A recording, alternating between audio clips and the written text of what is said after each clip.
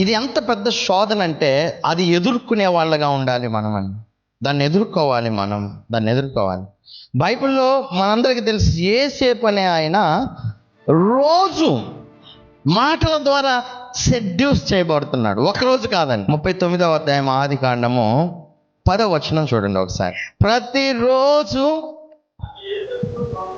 ఆమె యోసేపుతో మాట్లాడుచుండెను గాని అతడు ఆమెతో శయనించుటకైనను ఆమెతో ఉండుటకైనను ఆమె మాట విన్నవాడు కాడు. అంటే ఇక్కడ ఆమెతో శయనించుటకైనను ఆమెతో ఉండటానికైనను ఆమె మాట విన్నవాడు కాదంటే ఆమె ప్రతిరోజు జోసెఫ్తో ఏం మాట్లాడుతుంది?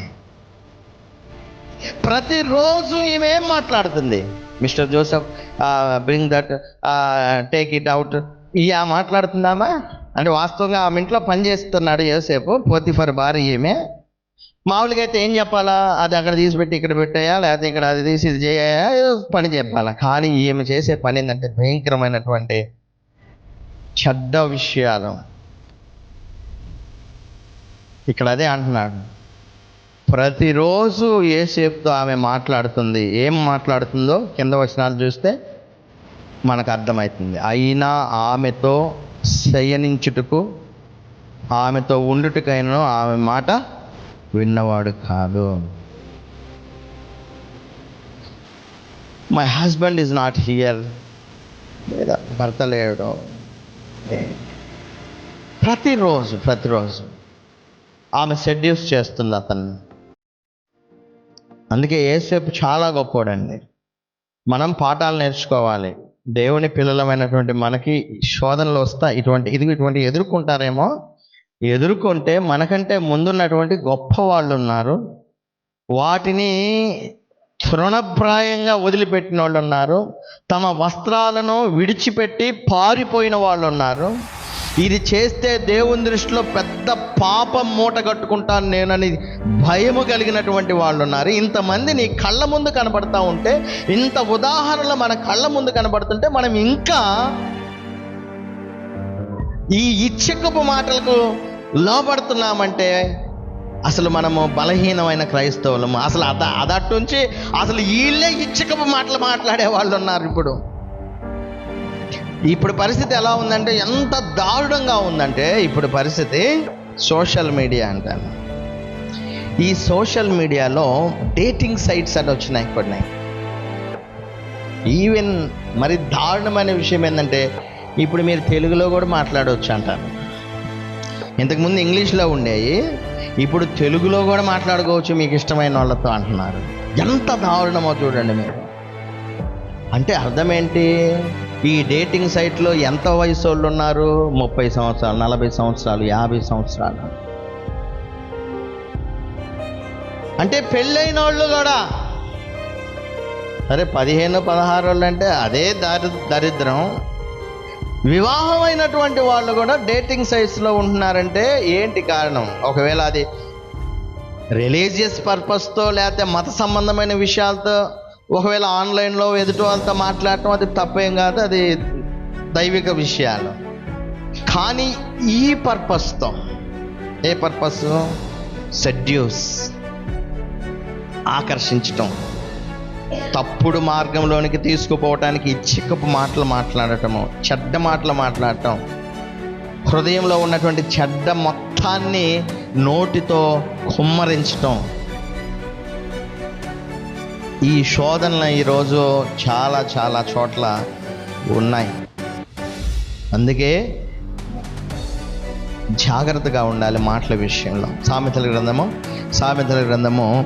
10వ అధ్యాయము 19వ వచనం ఒకసారి చూద్దాం. విస్తారమైన మాటలలో దోషముండక మానదు, తన పెదవులు మూసుకునేవాడు బుద్ధిమంతుడు.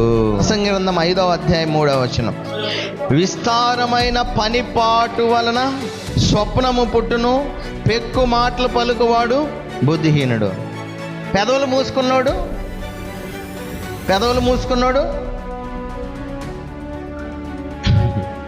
పెక్కు మాటలు మాట్లాడేవాడు బుద్ధిహీనుడు. ఎందుకు ఎక్కువ మాట్లాడకూడదు అంటే, ఎక్కువ మాటల్లో దోషాలు దొర్లుతాయి. నిజమే, మాట్లాడు, సహజంగా మాట్లాడు, కానీ పెంచుకొని 5 నిమిషాలు, 10 నిమిషాలు, 20 నిమిషాలు, అరగంట, గంట, 2 గంటలు, 3 గంటలు రోజు ఫోను ఏంటిది? అందుకే బైబిల్ చెప్తుంది, విస్తారమైన మాటల్లో దోషం ఉంటుంది. ప్రతి మాట నమ్మొద్దు. ప్రతి మాట నమ్మితే మనం బుద్ధిహీనులం, తెలివి లేనివాళ్ళం. తెలివి లేనివాడు ప్రతి మాట నమ్ముతాడు. నువ్వు మహానుభావుడివి, ఆజానుబాహుడివి, నువ్వు ఎంత అందగత్తవి చెప్తారు. అంత ఫ్లాష్. దాని వెనక వల ఉంది. కాబట్టి జాగ్రత్త. దీనివల్ల వచ్చే ఫలితాన్ని గురించి మాట్లాడుతున్నాడు. 4వ వచనం చూడండి ఒకసారి. 4వ వచనం. దాని వలన కలుగు ఫలము, తేనేంటి? తీపి. ఇప్పుడు అంటే దాని విషయం ఏంటంటే, when you enter in it, నువ్వు దానిలో ప్రవేశించేటప్పుడు నీకు ఆహ్లాదంగా ఉంటుంది, అందంగా ఉంటుంది, రమ్యంగా ఉంటుంది, సంతోషంగా ఉంటుంది, తీయగా ఉంటుంది. అది నీకు బాగా ఉంటుంది, ప్లెజెంట్గా ఉంటుంది. రోజు ఈరోజు మాట్లాడకపోతే బాగాలేదే, ఈరోజు మాట్లాడితేనే నిద్ర పడుతుంది. Very very sweet, very very beautiful, very very pleasant. ఫలితం చూస్తే చూడండి ఎంత దారుణంగా ఉంటుందో. తీపి చేదైపోద్ది, తర్వాత జాగ్రత్త. తీపి చేదైపోద్ది. ఆ తర్వాత అంటున్నాడు, అది 2 అంచులు గల కత్తి ఎంత పదును గలది. అది 2 అంచులు కలిగిన కత్తి ఎంత పదును గలది అంటే ఎంత పవర్ఫుల్లో. ఆ ఖడ్గం ఎటువంటిదంటే, ఒక్కసారి పోటు పొడిస్తే ఈ పొట్టలో నుండి ఆ చివరికి పోయిద్ది, అంటే వెనక్కి పోయి లోపల అవయవాలను ఛిద్రం చేసిద్ది, దెబ్బకి చంపేస్తుంది.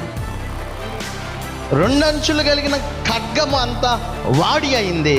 ఇక్కడ విషయం ఏంటంటే, చెడ్డ స్త్రీ, జార స్త్రీ, లేకపోతే జార పురుషుడు కూడా ఇంత డేంజర్, ఇంత అపాయము. ఎంత అపాయం అంటే, దాని నడతలు మరణమునకు, దిగుటుకు దారితీయును, దాని అడుగులు పాతాళమునకు చక్కగా చేరును. నిన్ను ఏం పర్వాలా, రా నడిపిస్తా. ఎక్కడికి? కొంటలోకి, పాతాళంలోనికి చక్కగా నడిపిస్తుంది. సామెతల గ్రంథం 7వ అధ్యాయం 25వ వచనం చూద్దాం. 25వ వచనము. జార స్త్రీ మార్గముల తట్టు నీ మనస్సు తొలగనీయకుము. జార స్త్రీ మార్గముల తట్టు నీ మనస్సు తొలగనీయకము. మనస్సును చాలా కంట్రోల్లో ఉంచుకో. ఎందుకంటే మనసు చెబుతూ ఉంటుంది, డూ ఇట్, చెయ్యి దీన్ని.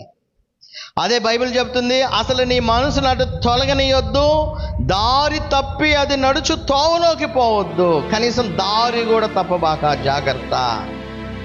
దారి తప్పిపోయావో ఏం జరుగుతుంది? అది గాయపరిచి పడద్రోసిన వారు అనేకులు, అది చంపిన వారు లెక్కలేనంత మంది. దాని ఇల్లు పాతాళమునకు పోవు మార్గము, ఆ మార్గము మరణశాలలకు దిగిపోవును.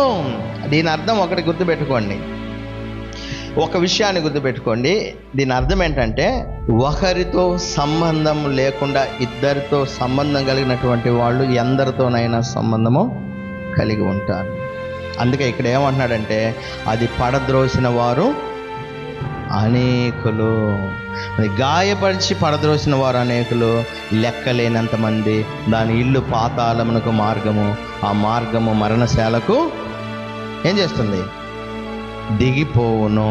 సామెతల గ్రంథం 2వ అధ్యాయం 16వ వచనం. త్వరగా ముగిద్దాం. సామెతల గ్రంథం 2వ అధ్యాయం 16, అలాగే 18, 19వ వచనాలు త్వరగా చదువుతాను. మరియు అది జార స్త్రీ నుండి, మృదువుగా మాట్లాడు పరస్త్రీ నుండి నిన్ను రక్షించును. దాని ఇల్లు మృత్యువునొద్దకు దారి తీయును. దాని ఇల్లు మృత్యువునొద్దకు దారి తీయును, అది నడుచు త్రోవలు ప్రేతల యొద్దకు చేరును, దాని యొద్దకు పోవు వారిలో ఎవరునూ తిరిగి రారు. జీవ మార్గములు వారికి దక్కవు, జీవ మార్గములు వారికి దక్కవు దక్కవు దక్కవు దక్కవు. అంటే లైంగికపరమైనటువంటి పాపము ఏదో చిన్నది అనుకుంటారు, స్వీట్గా ఉంటుంది అనుకుంటారు, ఏదో అనుకుంటారు, రమ్యంగా ఉందనుకుంటారు. కానీ దాని వెనక ఉన్నటువంటి పర్యావసానం చాలా చాలా ఇబ్బందిగా ఉంటుంది. అది చేదైపోద్ది. తర్వాత అది రెండంచులు కలిగిన ఖడ్గములాగా వాడిగా ఉండి నిన్ను ఛిద్రం చేస్తుంది, నీ జీవితాన్ని పాడు చేస్తుంది, చివరికి నిన్ను మరణానికి నడిపిస్తుంది. చివరిగా ప్రసంగి 7:26 చదివి ఈరోజు ముగించేద్దాం. ప్రసంగ గ్రంథం 7వ అధ్యాయము 26, అలాగే 6వ వచనం, ఇదే అధ్యాయం 6వ వచనం చెప్పి క్లోజ్ చేద్దాం ఈరోజు. వలల వంటిది, ఉరులు వంటి మనస్సు, బంధకముల వంటి చేతులు కలిగిన స్త్రీ దేవుని దృష్టికి మంచివారైన వారు దానిని తప్పించుకుంటారు, కానీ పాపాత్ములు దాని వలన పట్టుబడతారు. ఇప్పుడు నువ్వు దానిలో పట్టుబడ్డావంటే నువ్వు పాపంలో ఉన్నావని నువ్వు అర్థం చేసుకో. నువ్వు దానిలో పట్టుబడి ఉన్నావంటే you are still doing sin against God. నువ్వు ఇప్పుడు దేవునికి వ్యతిరేకంగా పాపం చేస్తున్నావు. ఎందుకంటే దేవునికి వ్యతిరేకంగా పాపం చేసే వాడే దానికి పట్టుబడతాడు. దేవుని దృష్టికి మంచివాడుగా ఉన్నవాడు దాని నుంచి తప్పించుకుంటాడు. చాలా జాగ్రత్త. వాళ్ళు అసలు జీవ మార్గాన్ని గురించి అసలు ఏ మాత్రము విచారించరు. భక్తిగా ఉండాలా, దేవుని దగ్గరికి వెళ్ళాలా, ప్రార్థనా జీవితం కలిగి ఉండాలా, పరిశుద్ధంగా బ్రతకాలా, నీతిగా జీవించాలా, దేవునికి అనుకూలమైన స్త్రీగా ఉండాలా, పురుషుడిగా ఉండాలా, ఇవన్నీ జీవ మార్గాలు ఇవన్నీ కూడా. కానీ ఈ కోవకు చెందిన వాళ్ళు అసలు వీటిని గురించి ఆలోచనే చేయరు. ఈ కోవకు సంబంధించినటువంటి వారు జీవ మార్గాన్ని గురించి అసలు విచారింపరు. నష్టాన్ని చవి చూడాలి. జాగ్రత్త, నష్టాన్ని చవి చూడాలి.